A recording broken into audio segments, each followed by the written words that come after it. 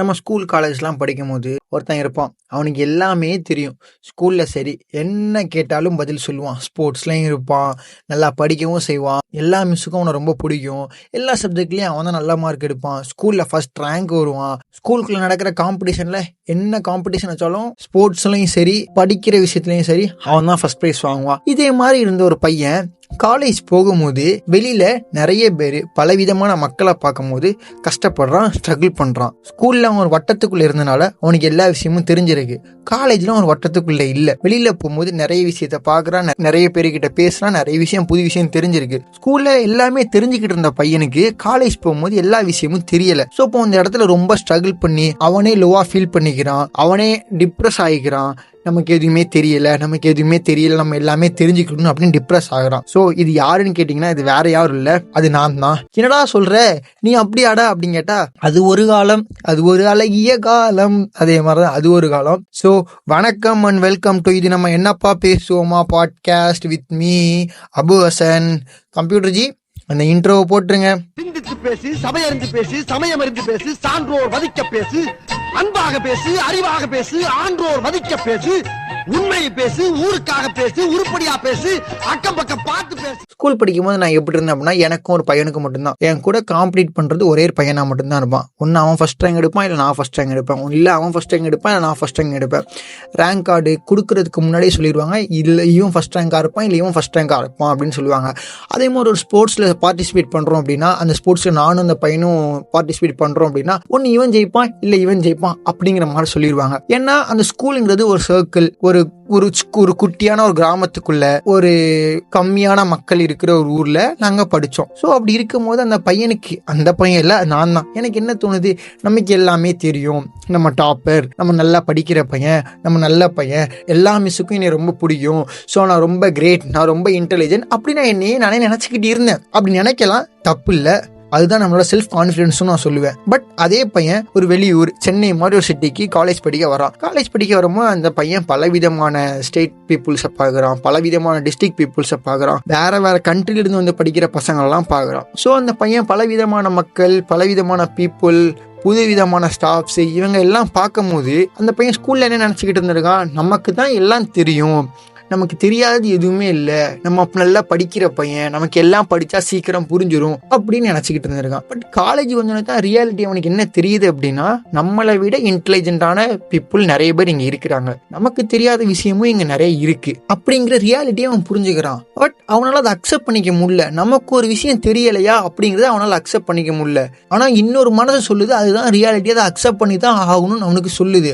But ஒரு ego இருக்கும்ல, அதெல்லாம் அக்செப்ட் பண்ணிக்க முடியாது. நான் தான், எனக்கு எல்லாம் தெரியும், நான் தான் இங்கே இன்டெலிஜென்ட். மற்றவன் படிக்கிறான்னா அவன் மேலே நமக்கு பொறாம போடுவான், அவன் ஒழுங்காகவே படித்து மார்க் வாங்கலாம், அவன் பார்த்து எழுதி மார்க் வாங்கலாம் அப்படின்னு குறை சொல்லுவோம். அப்படி கொஞ்சமாக என்னோட கேரக்டர் சேஞ்ச் ஆக ஆரம்பிச்சுன்னா எப்படி சொல்லலாம், நல்ல விதமாக இருந்த கேரக்டர், எல்லாத்தையுமே பாசிட்டிவாக இருந்த கேரக்டர், வெளியில் ஒரு இடத்துக்கு போகும்போது ஒருத்தங்க நீ பார்த்து உனக்கு இது தெரியலன்னு சொன்னால் எனக்கு அக்செப்ட் பண்ணிக்க முடியல. இல்லை அதெல்லாம் எனக்கு தெரியும், என்ன தெரியல அப்படிங்கிற மாதிரி கேட்க தோணுச்சு. ஆக்சுவலாக உண்மையாகவே எனக்கு அது தெரியல. ஆனா எந்த இடத்துலயுமே தெரியாத விஷயத்த நான் தெரிஞ்சுக்கணும்னு நினைக்கவே இல்லை. நமக்கு தெரியாததான் எதுவுமே இல்லையே அப்படிங்கிற ஒரு மென்டல் ஸ்டேட்லயே நான் இருந்தேன். பட் போக போக அவனுக்கும் நிறைய விஷயம் ரியலைஸ் ஆக ஆரம்பிச்சுது. அவனும் ரியாலிட்டி என்னன்னு புரிஞ்சு ரியாலிட்டிக்குள்ள வர ஆரம்பிச்சேன். அப்படி காலேஜ் முடிய வேலைக்கு ஜாயின் பண்றான். ஒரு இடத்துல வேலைக்கு ஜாயின் பண்ணி அங்கே இதோட இன்னும் நிறைய ஸ்ட்ரகிள் பார்க்குறான். காலேஜ் டைம்ல எனக்கு கொஞ்சம் தெரியாம இருந்த விஷயம், வேலைக்கு போகும்போது எனக்கு நிறைய விஷயம் தெரியாம இருந்துச்சு. ஸோ அங்கே தான் எனக்கு உதித் நாராயணன் மாதிரி என் மண்டைக்குள்ள ஒன்று தோணுச்சு. என்ன தோணுச்சு அப்படின்னா, இங்கே எல்லாருக்கும் எல்லா விஷயமும் தெரிஞ்சிருக்காது, எல்லாருக்கும் எல்லா விஷயமும் தெரிஞ்சிருக்கணும்னு அவசியமும் இல்லை. நான் அதை அப்போ தான் ரியலைஸ் பண்ணிக்கிட்டேன். ஸோ இப்போ இந்த ஸ்டோரியில இருந்து நான் சொல்ல வர்றது என்னன்னா, ஸ்கூலில் நீங்கள் எவ்வளோ பெரிய டாப்பர் ஆனாலும் இருந்திருக்கலாம், ஆர் நீங்கள் ஸ்கூலில் படிக்காமல் கூட இருந்திருக்கலாம், ஆர் ஸ்கூலில் நீங்கள் ஃபெயில் ஆகிருக்கலாம், 10th ஃபெயில் ஆகிருக்கலாம், 12th ஃபெயில் ஆகிருக்கலாம், ஆர் நீங்கள் 10th school first school second எடுத்திருக்கலாம், 12th school first school second எடுத்திருக்கலாம். பட் நீங்கள் இதை தாண்டி வெளியில் ஒரு இடத்துக்கு வரும்போது நமக்கு தான் எல்லாம் தெரியும், நம்ம தான் டாப்பர், நம்ம தான் ஸ்கூலில் நல்லா படித்தோமே, காலேஜில் நல்லா படித்தோமே, ஆஃபீஸில் நம்ம தான் நல்ல வேலை பார்க்குறோம், நமக்கு தான் எல்லாம் தெரியும் அப்படிங்கிற மனநிலைமை நமக்கு இல்லாமல் இருந்து தெரியாத விஷயங்கிறது நிறைய இருக்குது அப்படிங்கிறத நம்ம தெரிஞ்சுக்கணும். இங்கே எவ்வளோ பெரிய ஆளாக எடுத்துக்கிட்டாலும் சரி, எல்லாருக்குமே எல்லா விஷயமும் தெரிஞ்சிருக்காது. பட் இங்கே ஒரு பெரிய ஆள் இருக்காப்புல, ஆனால் அந்த பெரிய மனுஷன் என்ன பண்ணுவாங்கன்னா, அவங்களுக்கு ஒரு விஷயம் தெரியலை அப்படின்னா அந்த விஷயம் தெரிஞ்சுக்க ட்ரை பண்ணுவாங்க. அதுதான் அந்த தெரிஞ்சுக்க ட்ரை பண்ணுறதுனால தான் அவங்கவுங்க லைஃப்பில் மேலே இருக்காங்க. ஸோ நம்மளும் நம்ம லைஃப்பில் க்ரோ ஆகணும், அப்படின்னு நினச்சா நமக்கு தெரிஞ்சது 0.1% தான், நமக்கு தெரியாதது நிறையவே இருக்குது. ஸோ இந்த விஷயத்தெல்லாம் தெரிஞ்சுக்கணும்னு ட்ரை பண்ணால் நம்மளும் நம்ம லைஃப்பில் க்ரோ ஆகி போய்கிட்டே இருக்கலாம். ஸோ உன்கிட்ட யாராவது உனக்கு இது கூட தெரியாதா அப்படின்னு கேட்டால், ஆமாம் எனக்கு தெரியாது, நான் தெரிஞ்சுக்கணும்னு ஆசைப்படுறேன், உங்களுக்கு உண்மையாகவே சொல்லிக் கொடுக்கணும்னு நினச்சி ஒருத்தவங்க சொல்லி கொடுத்தாங்கன்னா கண்டிப்பாக சொல்லி தருவாங்க. ஒருத்தவங்க இல்லை உனக்கெல்லாம் சொல்லித்தர முடியாது அப்படின்னு நினச்சா ஓகே, முன்னாடி மாதிரி இல்லை, இப்போலாம் ஒரு விஷயம் நம்ம கற்றுக்கணும் அப்படின்னா அதுக்கு 999 வழி இருக்குது. நீங்கள் எந்த வழியில வேணுமோ போய் கற்றுக்கலாம். கற்றுக்க முடியாது அப்படிங்கிறது இங்கே எதுவுமே இல்லை. எந்த விஷயம் வேணுமோ கற்றுக்கலாம். உனக்கு தேவைப்படுற ஒரு விஷயம் எந்த விஷயம் வேணுமோ கற்றுக்கலாம். ஒரு ஆள் உன் பக்கத்துலேருந்து சொல்லி கொடுத்தா தான் உங்களை கற்றுக்க முடியுங்கிறதுலாம் இல்லை. ஸோ நான் ஸ்கூல் முடிச்சுட்டு காலேஜ் வரும்போது என்கிட்ட யாராவது உனக்கு இந்த விஷயம் தெரியல அப்படின்னு சொன்னால் அதை அக்செப்ட் பண்ணிக்கிற மைண்ட் செட்டே எனக்கு இருக்காது. ஸோ அப்படி அக்செப்ட் பண்ணிக்காமல் நீங்கள் இருந்தீங்கன்னா no no no no, accept பண்ணிக்கோங்க. தெரியாத விஷயத்த வாய் விட்டு கேளுங்க, அப்போ தான் நம்ம கற்றுக்க முடியும். இல்லை எனக்கு எல்லா விஷயமும் தெரியும் அப்படின்னு எனக்கு ஒரு ஈகோ இன்னொருத்தவங்க கிட்ட எனக்கு இது தெரியல அப்படின்னு கேட்க கூச்சப்பட்டீங்கன்னா வாழ்க்கை ஃபுல்லாக கூச்சப்பட்டுக்கிட்டே தான் இருக்கணும். நம்மளால புதுசாக ஒரு விஷயத்தை கற்றுக்க முடியாது.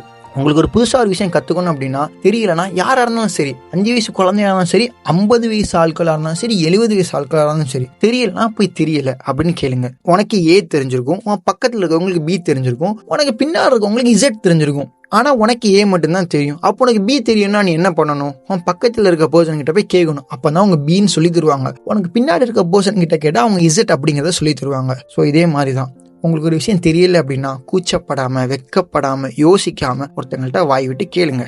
அவன் உங்களை அசிங்கப்படுத்துறான்னா அசிங்கப்படுத்திட்டு போடா, எனக்கு இந்த விஷயம் கற்றுக்கணும், அவ்வளவுதான். நம்மளோட மைண்ட் செட் என்ன இருக்கணும் அப்படின்னா நமக்கு இந்த விஷயத்த கற்றுக்கணும். அவன் அசிங்கப்படுத்துறானா அசிங்கப்படுத்திட்டு போகிறான். நீங்கள் இப்போ early 20s இருந்தீங்கன்னா இதுதான் உங்களுக்கு ஒரு ஜெம்மான டைம். இதில் எவ்வளோ அசிங்கப்படணுமோ அசிங்கப்படுங்க. அசிங்கப்பட்டு என்னெல்லாம் கற்றுக்கணும்னு நினைக்கிறீங்களோ எல்லாம் கற்றுக்கோங்க. உங்களுக்கு ஒரு 30-35 வயசு ஆகி போகும்போது அப்போ நீங்கள் ஒரு விஷயம் தெரியலன்னு சொல்லி அசிங்கப்படுறத விட இப்போ நீங்கள் 20s இருக்கும் போது ஒரு விஷயம் தெரியலன்னு சொல்லி கற்றுக்கலாம்.